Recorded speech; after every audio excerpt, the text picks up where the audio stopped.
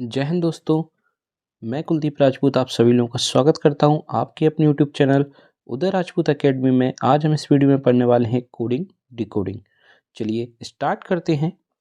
इसमें सबसे पहले हम देखेंगे अक्षरों का सीधा क्रम। यदि हम वर्णमाला क्रम को देखें तो A to Z तक सभी अक्षरों की अपनी एक प्लेस वैल्यू होती है, जो कि 1 से स्टार्ट होकर 26 Z तक हम इनको नंबर देते हैं। तो ये इनकी प्लेस वैल्यू कहलाती है। कैसे? जैसे ए को 1 दिया तो बी की place value 2, C3, D4, E5, 6, 7, ये 8, 9, 10, 11, 12, 13, 14, 15, 16, 17, 18, 19, 20, 21, 22, 23, 24, 25 और लास्ट में है 26।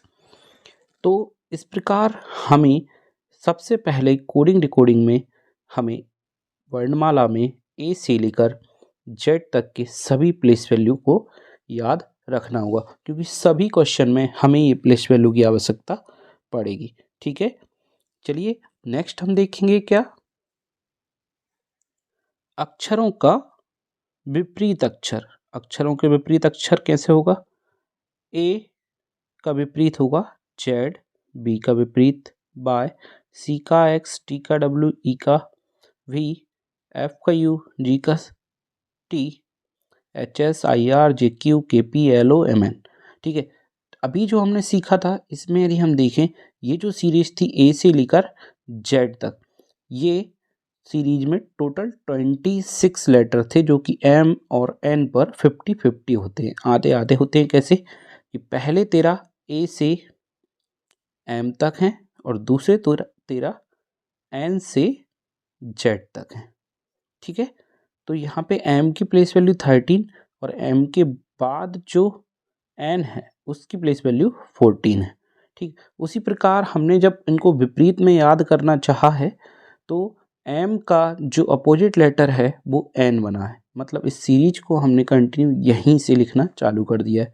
एल का ओ, के का पी, जे का क्यू, आई का आर, एच का एस, जी का टी, एफ का यू। इस प्रकार हमारे ये ए से जेड विपरीत बन गया।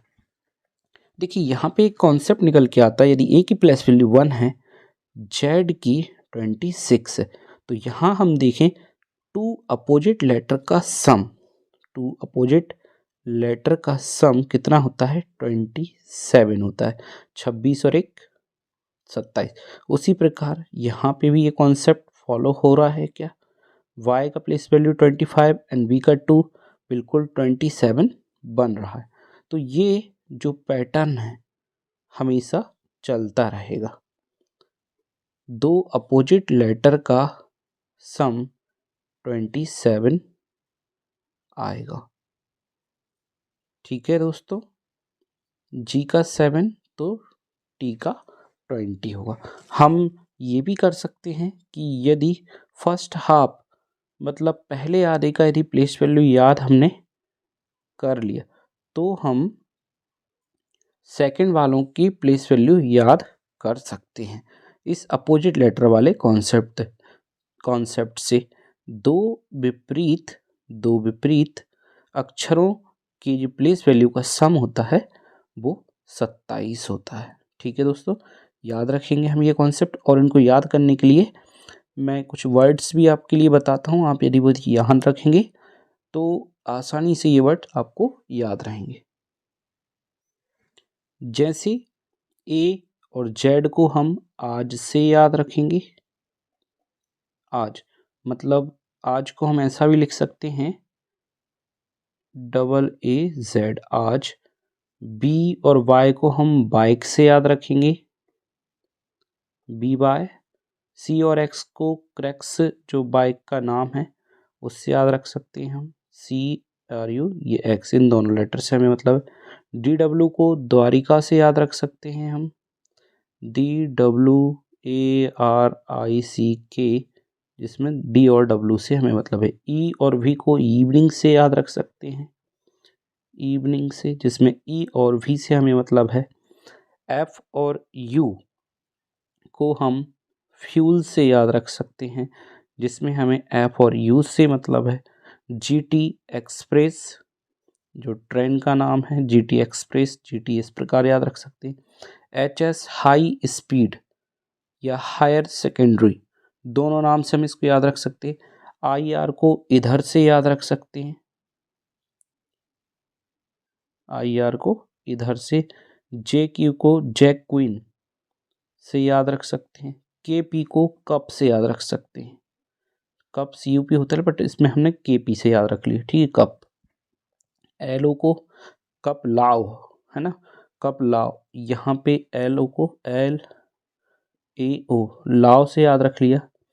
एम एन एक दूसरे के विपरीत है, क्योंकि ये दोनों आपस में एक दूसरे को इस श्रेणी में आधे आधे पर डिवाइड करते हैं, ठीक है, क्योंकि ये फर्स्ट हाफ का लास्ट होता है और सेकंड हाफ का फर्स्ट होता है, इसलिए एम और एन एक दूसरे के विपरीत होते हैं। ये बात हम आसानी से याद रख सकते हैं। और यदि याद स्ट्रिक्ट से याद रखना है तो हम इसमें मैं नहीं से याद रख लूँगा, मैं नहीं ला रहा, मैं नहीं, ठीक। ये एक स्टोरी के वर्ड थे जो कि मैंने आपको एक टुकड़ों में बताया था। जैसे दो दोस्त हैं, वो कहते हैं कि आज क्रैक्स बाइक से शाम के समय हम द्वारिका के लिए निकलेंगे, हमारी गाड़ी में फ्यूल नहीं है, हम जीटी एक्सप्रेस से हाई स्पीड से जाएंगे, ठीक है।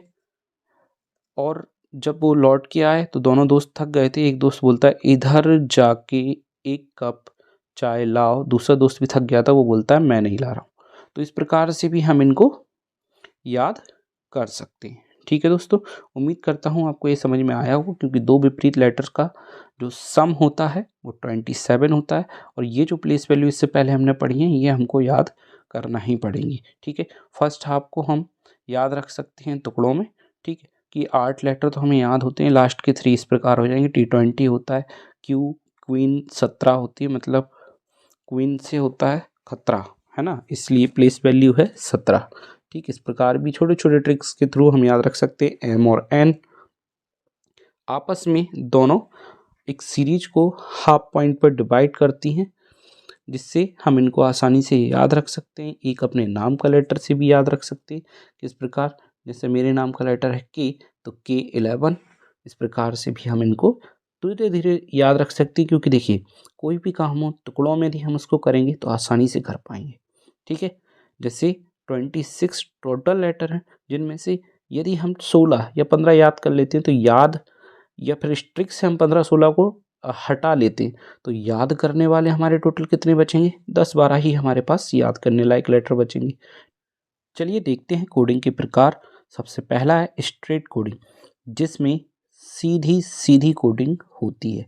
कैसे सीधी सीधी, जैसे यदि ABCDE को किसी कोड भाषा में BCDEF लिखा जाता है, ठीक है, मतलब ABCD कोई शब्द है, ABCDE कोई शब्द है जिसको लिखा जाता है BCDEF, तो इसके थ्रू हमें इसका कोड पहचानना है और फिर हमें बताना है। तो बताइए IJKLM का कोड क्या होगा। इस प्रकार से हमारे प्रश्न रहेंगे, ठीक है, इस प्रकार से हमारे प्रश्न रहेंगे। तो देखते हैं स्ट्रेट कोडिंग क्या होता है, जिसमें हम ये देखते हैं सीधा सीधा code, first to first letter, पहले लेटर का पहले लेटर से कोड, दूसरे का दूसरे से, तीसरे का तीसरे से, चौथे का चौथे से, इस प्रकार चलता रहता है। लेकिन सबसे पहले जब भी हम कोई क्वेश्चन सॉल्व करेंगे तो जो पैटर्न हमें कोडिंग पहचानने के लिए दिया गया है उसमें हम सबसे पहले प्लेस वैल्यू लिखेंगे। जैसे इनकी प्लेस वैल्यू मैं यहाँ पे लिख देता हूँ। इससे क्या होगा कि हम जो हमारा फर्स्ट लेटर है उसके लिए जो कोड बनाए गए हैं नीचे, उनमें सबसे पास इसके देखेंगे कौन सा लेटर आ रहा है। तो हम यहाँ पे नंबर्स में इनको लिख लेते हैं। नंबर्स में हम प्लस माइनस बड़े आसानी से कर पाते हैं, इसलिए हम आसानी से ये फाइंड कर पाएंगे इसके सबसे नज़दीक कौन है। यदि 1 के सबसे नज़दीक देखें तो 2 है, 2 के 3। तो इस प्रकार हमें इसका जो कोड पता चला वो स्ट्रेट कोडिंग के साथ +1 है, 1 + 2, 2 + 1 3, 3 + 1 4, 4 + 1 5, 5 + 1 6। मतलब ये जो कोड पैटर्न चल रहा है +1 का चल रहा है। किसका चल रहा है? +1 का पैटर्न है कि एक बढ़ाते जाओ स्ट्रेट कोडिंग के साथ, सीधा सीधा कोड करते जाएं और एक एक इसके लिए बढ़ाते जाएं। तो हमें अब जो बताना है, किसका कोड बताना है? हमें बताना है कोड IJKLM का। ठीक, तो I की जो प्लेस वैल्यू होती है वो कितनी होती है? 9, J 10, K 11, L 12, M 13। तो +1 के साथ 10 क्या आएगा? J, +1 के साथ 11 K, +1 के साथ 12 L, +1 के साथ 13 M, +1 के साथ M के लिए बनेगा N। तो इसके लिए जो आंसर होगा JKLMN, JKLMN इस वाले क्वेश्चन का सही आंसर होगा। ठीक है दोस्तों, उम्मीद करता हूँ आपको ये समझ आया होगा। क्वेश्चन हमेशा इस प्रकार ही रहेगा, पहले कोई शब्द रहेगा, उसको कोड भाषा में लिखा हुआ दर्शाया जाएगा, हमें उस शब्द से उस कोड को पहचानना है, मतलब डिकोड करना है। इसीलिए इस टॉपिक का नाम कोडिंग डिकोडिंग है। ये कोडिंग हुआ, हमने इसको पहचाना तो डिकोड कर लिया, उसके अनुसार डिकोड करने के बाद जो हमसे पूछा गया उस पैटर्न पे ही हमें उसका उत्तर देना होता है। इस प्रकार के ही इस पे क्वेश्चन रहने वाले हैं। चलिए देखते हैं नेक्स्ट कोडिंग का प्रकार। नेक्स्ट कोडिंग टाइप है क्रॉस कोडिंग। ये दो प्रकार की होती है, first to last cross pattern और हाफ हाफ में। ये जो हाफ हाफ में क्रॉस पैटर्न होता है ये हमेशा विषम संख्याओं में होता है, विषम संख्या में होता है। कैसे? जैसे कोई भी क्वेश्चन हो उसके लेटर्स की संख्या हमेशा ऑड होगी। जब तक ऑड नहीं होगी ये हाफ हाफ क्रॉस पैटर्न नहीं बनेगा। यदि हाफ हाफ क्रॉस पैटर्न बनेगा भी तो वो सेकंड टाइप से बनेगा, वो भी मैं आगे आने वाले क्वेश्चन में आपको बताऊंगा। ज़्यादातर बार ये हाफ हाफ क्रॉस पैटर्न विषम संख्या वाले अक्षर, विषम संख्या वाले अक्षर से कहने का मतलब है जैसे किसी भी शब्द में 7 अक्षर हों या 9 अक्षर हों, इस प्रकार के शब्द में ही ये पैटर्न लगता है। Otherwise first to last cross pattern किसी भी लग सकता है। ठीक है, जैसे क्वेश्चन के माध्यम से हम इसको समझने की कोशिश करते हैं। किसी कोड भाषा में ABCDEF को GFEDCB लिखा जाता है, मतलब इसको ये लिखा गया है। तो बताइए QRSTUV का कोड क्या होगा? ये कंप्लीट क्वेश्चन होगा। चलिए हम इसको किस प्रकार करते हैं देखते हैं। ABCDEF को लिखा गया है GFEDCB। इनकी प्लेस वैल्यू लिखे दिए 1 2 3 4 5 6। इनकी प्लेस वैल्यू को 7 6 5 4 3 2। 1 के सबसे नज़दीक कौन है? 2। तो ये फर्स्ट से लेकर लास्ट से कोड बनाया +1 के साथ, एक से एक बढ़ गया। 2 के सबसे पास में कौन है? 3। तो ये भी +1 क्रॉस कोडिंग। 3 का 4, चलिए ये भी +1 क्रॉस कोडिंग। 4 से 5 ये भी +1, 5 से 6 ये भी +1 एंड 6 से 7 ये भी +1। तो ये first to last cross pattern जो मैंने पहला नाम बताया था इस प्रकार का होता है। ठीक, जो हमें बताना है कोड किसका बताना है? QRSTUV का, मतलब है तो +1, है तो +1। ठीक, अच्छा ये +1 के अभी हम पैटर्न पढ़ रहे हैं, इनमें भी संभावनाएं बहुत सारी हैं। किस प्रकार की संभावनाएं हैं कि ये +1 है तो हो सकता है कभी +1 +2 +3 इंक्रीजिंग ऑर्डर हो, कभी अल्टरनेट ऑर्डर भी हो सकता है। कैसा? +1 -1 +1 -1। ठीक है, तो सीरीज में जितने पैटर्न होते हैं यहाँ पे सभी पैटर्न आने की संभावना है।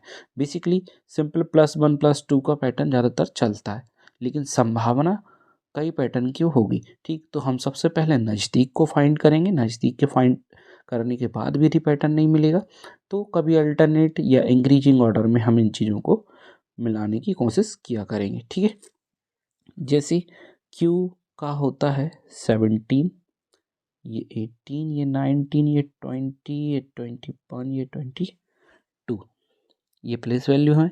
इनमें यदि हमें क्रॉस पैटर्न में लिखना है तो हमें पता है फर्स्ट नंबर पे जो लिखना है वो लास्ट वाले के लिए लिखना होगा वी में +1 यदि मैं करूँगा, वी में +1 यदि करूँगा 23 कौन आएगा, W, है ना। U में +1 करूँगा तो क्या आएगा, V, T में +1 करूँगा तो क्या आएगा, U, S में +1 करूँगा तो T, R में +1 करूँगा तो S, और Q में +1 करूँगा तो R। देखिए Q से +1 ये लिखा है मैंने लास्ट में, जैसे A का +1 B पे था, 1 से 2 आया था, ये क्रॉस पैटर्न में ही मैंने इनको बनाया, इसलिए लास्ट से स्टार्ट किया। V का W मैंने यहाँ लिखा, U के लिए V लिखा 1 बढ़ा के, T के लिए U लिखा 1 प्लस करके, S के लिए T लिखा 1 प्लस करके, R के लिए S लिखा, Q के लिए R लिखा, और फाइनली ये जो कोड बन के आया है, ये जो कोड बन के आया है, यही इस क्वेश्चन का करेक्ट आंसर होगा। उम्मीद करता हूँ आपको ये समझ आया होगा। चलिए देखते हैं नेक्स्ट क्वेश्चन। किसी कोड भाषा में PQRST को RQST लिखा जाता है, तो बताइए SNDY का कोड क्या होगा। ठीक है, किसके लिए लिखा जा रहा है, PQRST के लिए लिखा जा रहा है RQSUT, ये लिखा जा रहा है। ठीक, तो हमें बताना है सैंडी का कोड, SANDY, सैंडी का कोड बताना है। ठीक, तो देखते हैं, पहले हमें इसका कोड पहचानना पड़ेगा कि क्या कोडिंग चल रही है। चलिए, तो P की जो प्लेस वैल्यू होती है वो कितनी होती है, 16, ये 17, 18, 19, 20, और यहाँ पे हम इस R के लिए लिख लेते हैं, क्या होता है, R 18, Q 17, S 19, T 21 और ये 20। 16 के सबसे पास कौन दिखाई देता है, 16 के सबसे पास 17 दिखाई जाता है। चलिए मान लिया कि इसका कोड यहाँ बन रहा होगा, 17 के पास 18 दिखा देता है। ठीक है, 18 से 19, 19 से 20, 20 से 21। यस, इसका कोड जो पैटर्न है, देखिए नज़दीक के थ्रू हम पहचान पाए कि पहले दो में क्रॉस, सेकंड दो में क्रॉस, बीच वाले में स्ट्रेट कोडिंग, मतलब half half cross padding coding, sorry coding बोलना था मुझे, cross half half cross pattern यहाँ पे लग रहा है। और देखिए विषम लेटर ही है, 1 2 3 4 5, 5 में ही लग पाया, क्योंकि बीच वाले में हमेशा स्ट्रेट कोडिंग लगता है, ज़्यादातर बार इस पैटर्न में बीच वाले के लिए स्ट्रेट कोडिंग रहती है। तो उसी प्रकार N के लिए +1 में देखिए ये कौन सा पैटर्न है, +1 पैटर्न ही है, 17 से 18 +1 तो है और हाफ हाफ क्रॉस है। ठीक, तो हमें ये भी ध्यान रखना है कि +1 है या -1 है, कभी कभी बीच वाले के लिए -1 भी रहता है यहाँ पे ज़्यादातर बार। ठीक, अभी तो फिलहाल में +1 है, तो हम यहाँ पे भी +1 N से O करेंगे, +1 A के लिए, B +1, S के लिए T +1, Y के लिए Z, D के लिए E +1। तो ये हमारे +1 में हमने इनके लिए लिख दिए, और ये जो हमने लिखा ये हमारे इस क्वेश्चन के लिए करेक्ट आंसर होगा, BTOZE करेक्ट आंसर होगा। ठीक, किस प्रकार हमने लिख दिया, S से अगला T, A से B, क्योंकि यहाँ पे +1 है क्रॉस में, तो हमने उसी पैटर्न पे बना दिया और +1 कर दिया, डायरेक्ट हमने लिख दिया। हम चाहते प्लेस वैल्यू लिखने के बाद भी इनको लिख सकते थे। ठीक है, चलिए, तो नीचे जो नोट बना के मैंने बात लिखी, बार बार मैं बात बता रहा हूँ आपके लिए कि जब भी हम कोई क्वेश्चन करेंगे, तो हमें हमेशा उस क्वेश्चन में प्लेस वैल्यू पहले लिखना है, और उसके सबसे नज़दीक वाला लेटर फाइंड करने की कोशिश करेंगे। ज़्यादातर बार हम कोड इस प्रकार से पहचान लेंगे, यदि नहीं पहचान पाते हैं तो फिर हम उसमें और कई पैटर्न लगाने की कोशिश करेंगे, लेकिन प्रायोरिटी हमारी यही रहेगी कि हम पहले प्लेस वैल्यू लिखें, प्लेस वैल्यू लिखने के बाद उसके सबसे नज़दीक वाला लेटर फाइंड करें। यदि हम ऐसा करते हैं तो ज़्यादातर बार हम कोड को पहचान पाएंगे, और पैटर्न को भी ज़्यादातर बार हम डिकोड कर पाएंगे। ठीक है, चलिए देखते हैं नेक्स्ट कोडिंग का टाइप क्या हो सकता है। नेक्स्ट कोडिंग का टाइप हो सकता है, देखिए अभी तक हमने देखा है कि ये +1 -1 में चल रहा है। कभी कभी क्या होगा कि जैसे हमने जो सेकंड टाइप पढ़ा था लेटर का, कि अक्षरों के विपरीत अक्षर कौन से होते हैं, तो उस पैटर्न पे भी कभी कभी कोडिंग बनती है। कैसा कि विपरीत, अपोजिट लेटर, है ना, विपरीत अक्षरों पर भी कभी कभी कोडिंग होती है। ठीक, तो अगला कोड पैटर्न वही हो सकता है, बाकी पैटर्न उसमें भी यही रहेगा कि जैसे P का विपरीत जो भी होगा K, वो यहाँ पे हो, या फिर क्यू के लिए जे वो यहाँ पे हो, तो यहाँ पे विपरीत लेटर भी लिखे हो सकते हैं, तो वो एक पूरा का पूरा अलग ही टाइप बन जाएगा। ठीक है, चलिए, तो यहाँ तो सिंपल है कि +1 -1 +2 1 2 3 इस प्रकार इंक्रीजिंग ऑर्डर में प्लस इस प्रकार के पैटर्न बन सकते हैं। बट अपोजिट वाले में हमें पहचानना यदि पड़ा कि प्लेस वैल्यू लिख के पहचानना है, तो किस प्रकार पहचानेंगे? हमें पता है कि उसमें 2 अपोजिट लेटर का सम 27 होता है। ठीक, ये बात याद रखते हुए हम 27 सम को चेक करेंगे। यदि 27 सम हमें मिलता जा रहा है तो मतलब कंफर्म ये रहेगा कि वो अपोजिट लेटर की कोडिंग है। ठीक, चलिए देखते हैं नेक्स्ट क्वेश्चन। किसी कोड भाषा में मद्रास के लिए NBESBT लिखा जाता है, तो बताइए बॉम्बे के लिए कोड क्या होगा? ये 4 ऑप्शन रहेंगे, इस प्रकार से क्वेश्चन रहा करेगा। तो इसमें जिसके लिए डिकोड हमें करना है, सबसे पहले जल्दी हम उसको लिखेंगे। ठीक, जैसे इसकी प्लेस वैल्यू 13 1 4 और ये 18 1 19। ठीक, इसके बाद इसके लिए जो कोड बताएगा वो क्या बताएं? NBESBT, जो कि 14 2 5 19 2 20 है।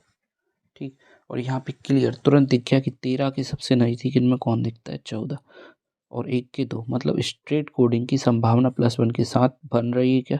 बिल्कुल, यस, हाँ, सीधा सीधा स्ट्रेट कोडिंग है +1 के साथ। किसके साथ? कि +1 होता जा रहा है स्ट्रेट कोडिंग में। और ये पैटर्न हमें तुरंत देख कर ही पता चल गया, और हमें अब जो बताना है, किसके लिए बताना है? बॉम्बे के लिए। किसके लिए बताना है? बॉम्बे के लिए। ठीक, तो बी के लिए नेक्स्ट सी, ओ के बाद पी, एम के बाद एन, सी के बाद सॉरी बी के बाद सी, ए के बाद बी, वाई के बाद जेड। इस प्रकार से हम इसका सीधा +1 का आंसर डायरेक्टली लिख सकते हैं। ठीक, यदि फुल पैटर्न से करना तो इनकी पहले प्लेस वैल्यू लिखेंगे, इसके बाद इनको लिखेंगे। जैसे यहाँ पे 2 15, ठीक है, 13 2 1 25।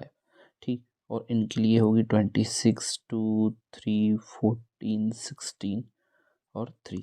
देखिए +1 हमने कर दिया स्ट्रेट कोडिंग के साथ, सीधा सीधा कोड इनके लिए मिला दिया, और +1 भी इनके साथ हमने कर दिए। तो ये जो है करेक्ट आंसर इसके लिए होना चाहिए। कौन से ऑप्शन में हमें ये दिखता है? तो सी एन, नो गलत हो गया, ये डी से स्टार्ट है, सी से यही स्टार्ट है, CPN CBZ, बिल्कुल सी जो होगा इसके लिए करेक्ट आंसर होगा। मैं उम्मीद करता हूँ आपको ये समझ आया होगा। ये क्वेश्चन आपके लिए करना है, नेक्स्ट वीडियो में इसका सॉल्यूशन बताऊंगा। ठीक है, मिलते हैं इसके पार्ट 2 में, तब तक के लिए बाय।